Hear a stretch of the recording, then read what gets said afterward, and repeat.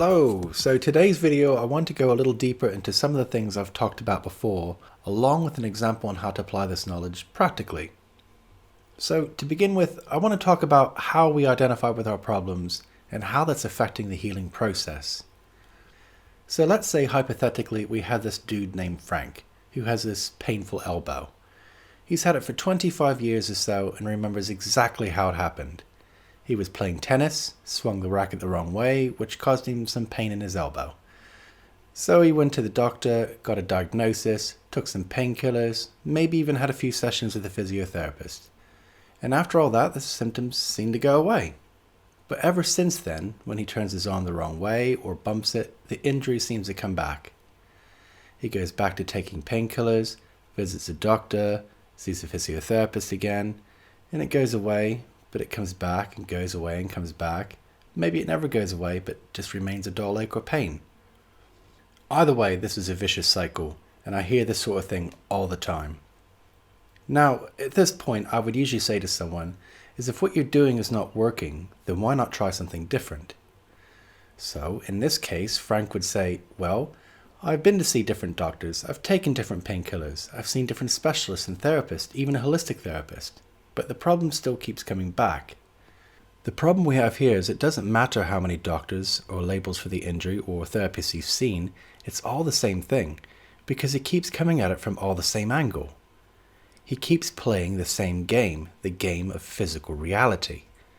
When we play a game, we play the game by the rules, or else what's the point?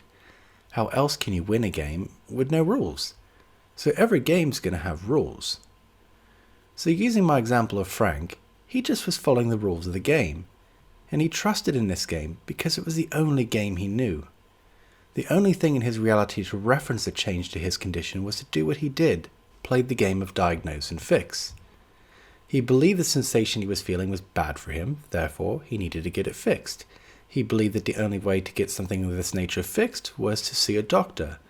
He believed or trusted in what the doctor said, therefore the diagnosis was probably right.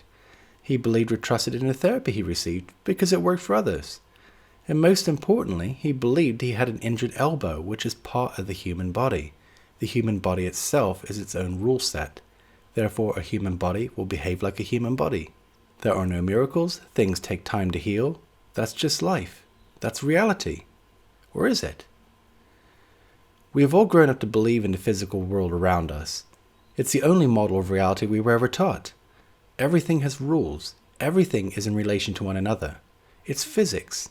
Everything in the world of mainstream physics is based on cause and effect, which is rules, and a very specific set of rules. For instance, you wouldn't be able to pour cat litter over Frank's arm and expect the pain to go away because there's no scientific data to support it.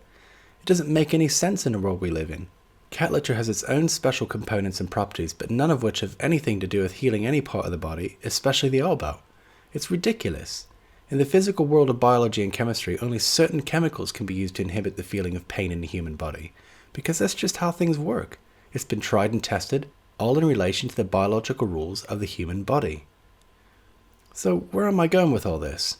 Well, if you play a game and halfway through the game decide it wasn't fun anymore because the rules were boring or maybe too complicated, then you always have the ability to leave the game and play a different one.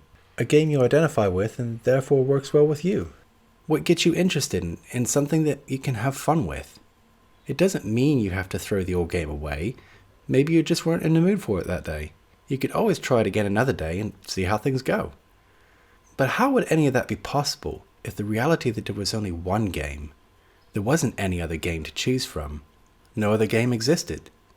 If you wanted to play a game, and obviously with the intent of winning, then you would have to stick with this game and force your way through it. Probably end up losing and then maybe always losing, which isn't very fun. Because how can you win a game that you don't identify with? If something doesn't resonate with you, then how do you expect to think properly or make the right decisions? So going back to my example of Frank. Frank's been playing a game of diagnose and fix the painful elbow, which is a game of human biology in the physical world. And these rules are not getting him anywhere. The game is usually fun and he really enjoys it because he's really good at it. But in this instance, it's just not working for him. So now, what Frank probably didn't realize is he has the ability to choose another game, or make one up himself. A game he could resonate with and get results, a game where he has a chance of winning. And yes, he could play the game of Reiki, or a game of massage, or the game of homeopathy, but the problem still lies in the fact that with any of these games, it's still within the game of human biology and physical world. Games within a game. Until Frank finds a way to play an overall different game, he still will be playing by the original rules, and therefore the probability of winning would be based on the limitations of the rules of the human body. So what is keeping Frank in this very limited game? The conscious mind. In my last video, I explained a little bit about the conscious and unconscious mind. The conscious mind is what gives us the ability to experience physical reality. Everything is just undetermined information before it reaches the brain. And it is only then where the conscious mind takes the information, translates it, and categorizes it into what we know as reality. And every piece of information is processed in relation to the last. This is how we experience moving through time, or at least in a way that makes sense. On a film strip, each frame contains an image similar to the last, but with minor differences, in such a way that when played through a film projector, the image appears to move seamlessly as if it was moving in real time. Therefore, it wouldn't make sense if there was something like a picture of a fire hydrant inserted into a film strip about baseball, because if played back, the information would be jumbled up and you'd see some images of someone playing baseball with a sudden flash of a fire hydrant only to go back with someone playing baseball. It's ridiculous in the context of conventional reality. Your conscious mind is your own film projector, and the film is called physical reality. Your conscious mind will choose to translate the next snippet of information so that it makes sense, so that the film of your life makes sense. It certainly wouldn't make sense for your coffee table to all of a sudden turn into a piece of fish, would it? No. And if it did, then you'd probably think, wow, these are some good drugs. And now that I mention it, what is happening when you take drugs? In particular, hallucinogenics.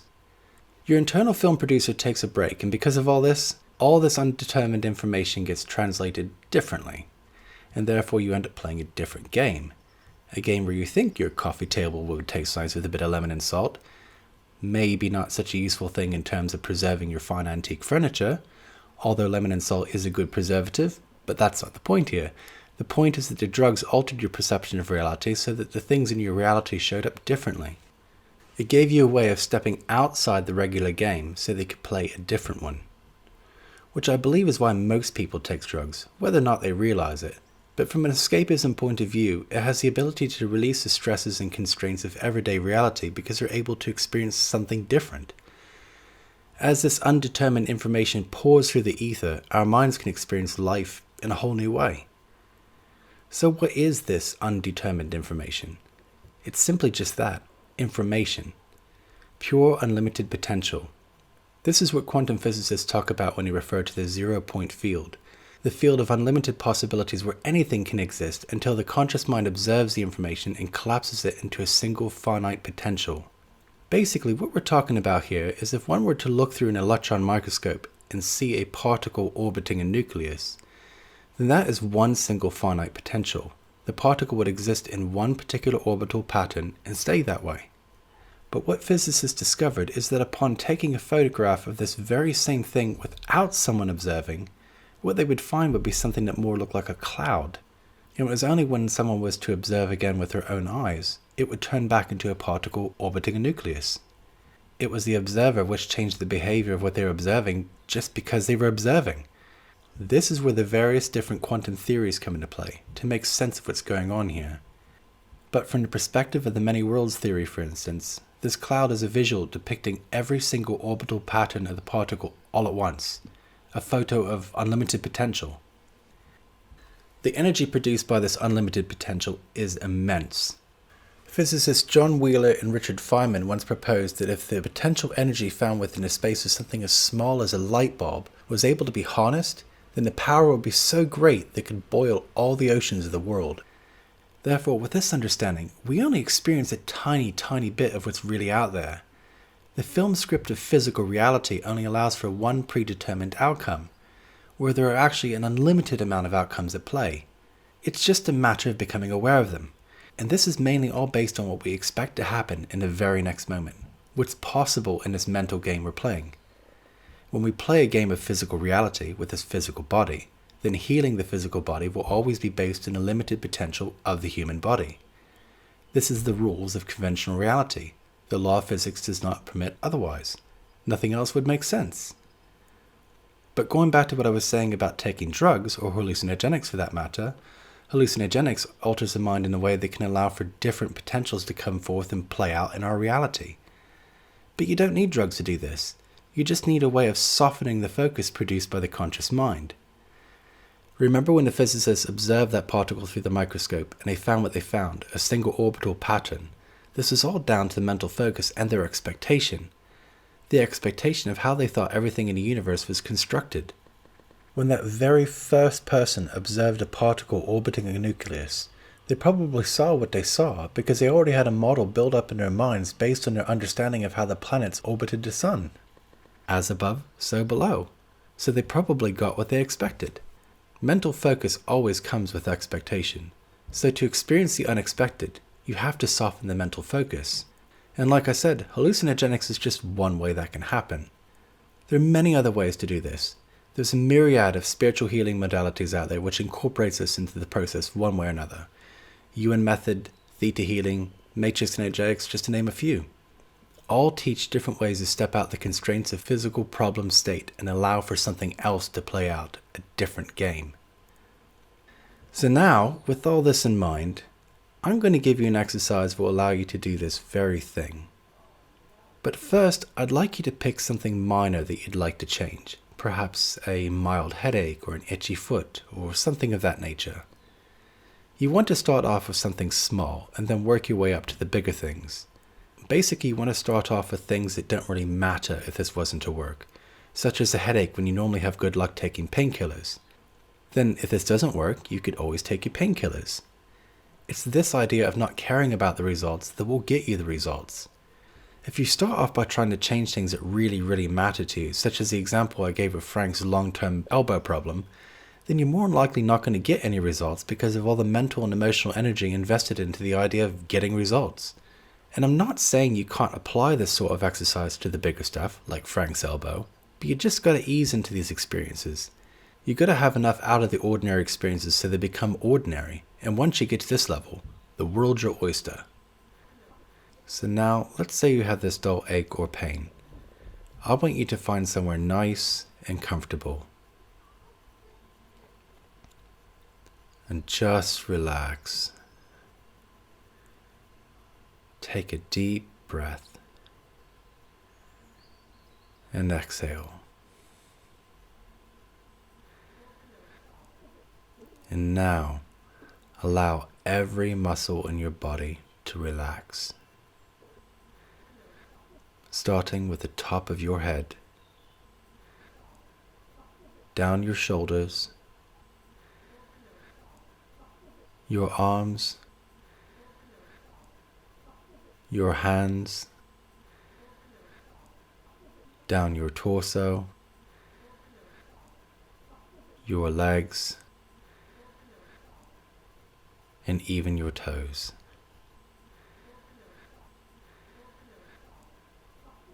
Now, shift your awareness to the very center of your body. And right at this point, I want you to place a bookmark. However that shows up for you is just fine. And now, just let your mind wander. Don't focus on the bookmark, just let it be. It will stay just where you left it. Just take a moment and notice how this feels. What do you notice? Do you feel an expansion? An expansion of your awareness? Notice how the boundary between your body and the room begins to melt away. You become connected with everything around you. Everything is just light and information. Relax and just take it all in.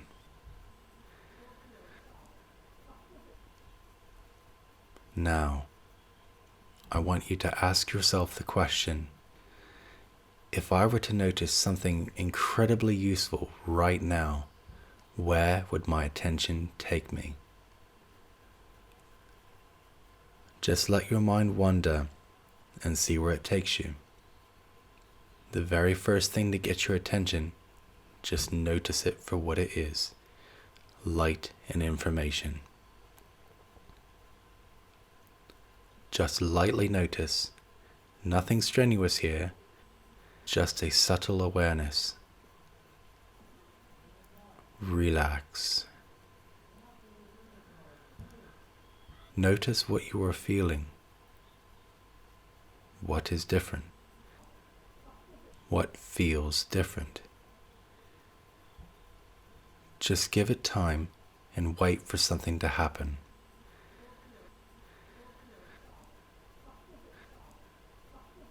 Now again, ask yourself, what else could I notice here?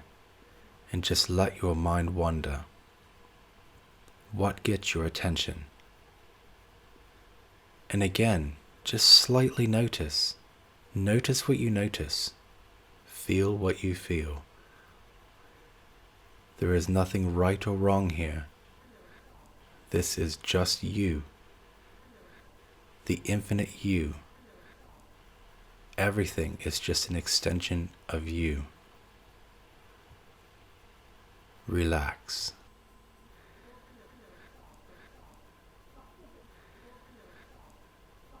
So now, I want you to start coming back into the room.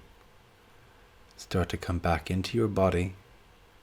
Start to move your fingers, wiggle your toes, and take a deep breath. And exhale. So, how are you feeling now? What do you notice? What is different with your pain? Is it less? Is it gone? More than likely you will be noticing a change not only in your pain, but also in your awareness. Although you are back in the room, you will probably still feel the expansion. You may have noticed during that exercise that I never mentioned any pain or problem, because we weren't trying to fix things. We weren't trying to fix anything. We were just stepping out the game and entering a new game where information can be played out differently. We were stepping out to the problem state where the problems don't exist. We were in a place that transcended the ideas of time, space, love, and fear. It was a place of singularity and therefore neutrality. You may also have noticed that I never ask you to close your eyes. You may have done this naturally, and that is okay, but this is not necessary, because all that was needed to happen here was to move your awareness within and outward. The problem state exists only in the mind, and our minds are usually in our head. So we came out of our head and just noticed what we noticed. That's all that ever needed to happen. This aligned you with the center of your being, identifying with your multidimensional self. You can do this sort of exercise much quicker than what I've took you through today. But as a first time, I find it really useful to get into that feeling state where you're aware of what you can feel. Because it's this state of awareness is a state where you're going to get results. So now that you've experienced what you've experienced, I want you to practice this. Practice going faster. Practice noticing what you feel. Practice doing this on a regular basis. You'll soon realize you can do this walking to work, or even at work for that matter. It's all about coming out of your head where the game of physical reality is at play, even if it's just for a moment, because that's all it takes, and then to come back noticing what's different. This automatically aligns you with the pathway of least resistance, putting you right back in the zone. Now, I'm not telling you that this is a be-all and end-all for all of your problems, and I'm certainly not telling you to stop seeing your doctor or your physiotherapist or whatever you've been doing. As long as what you've been doing has been working, then that's just perfect. What I am saying is that sometimes you need to exhaust all of your resources before something like this can work. But if you've been going to the doctor all of your life over this one thing, which never seems to go away, then this is probably the perfect time to try something like this. Once you've exhausted your resources and you're still at a standstill with no resolution, then you are naturally in more of a receptive state for anything to happen. Sometimes you have to satisfy the mind so that you can allow it to roam free. This sort of exercise can make a massive impact in your life.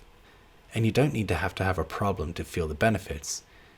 It's all about expanding your consciousness, which will inevitably expand the richness in your life.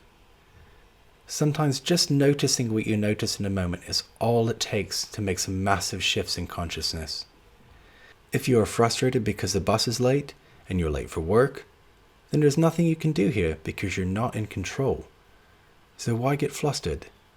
Take yourself out of the problem state and just notice what you notice and allow the mind to wander. Remember who you really are, a multidimensional being. The more you become aware of yourself in this way, the more synchronicities you'll experience and the more joy you'll have. It is the flow of the universe, and resistance is the only thing holding us back. So, I think for today, I will leave you with that. Like I said, keep practicing, keep noticing what you notice, and don't get so caught up in the game. Once you realize you can play a different game, the problems in life become much more malleable. And probably the best advice I can give you is to stop being so serious, enjoy the moment, and just relax. I hope you enjoyed the video, and I thank you again for watching, and I will see you again soon.